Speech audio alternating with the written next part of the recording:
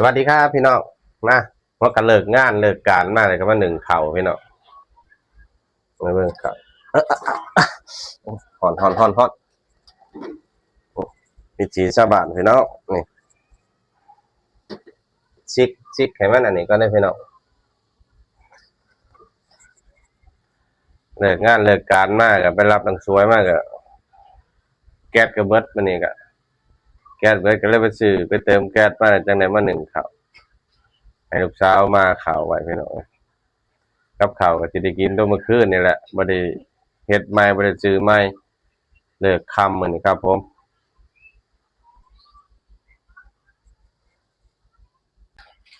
สวัสดีครับพี่น้องนะแล้ววันนี้สิช่วยข่าวได้วันนี้หนึ่งซุกนะครับพี่น้องอ่ะฮอนนี่ครับผมหนึ่งเรียบร้อยชีวิตบ้านเฮาก็ประมาณนี้นะพี่น้องมันนอกมาสู่งานในเมืองกรุงก็ประมาณนี้นะครับเช้ามากก็ต้องไปเฮ็ดงาน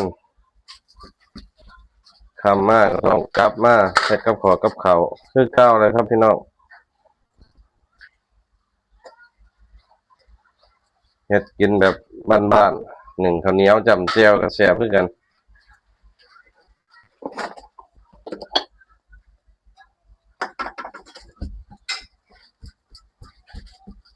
อันนั้นนี่เลย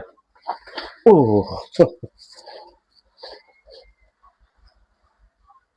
อืมเอานี่พี่น้องกินน้ำข่อยบ่ข้าวเหนียวฮ้อน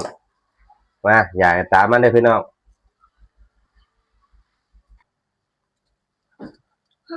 เสร็จแล้วครับพี่น้องมามื้อนี้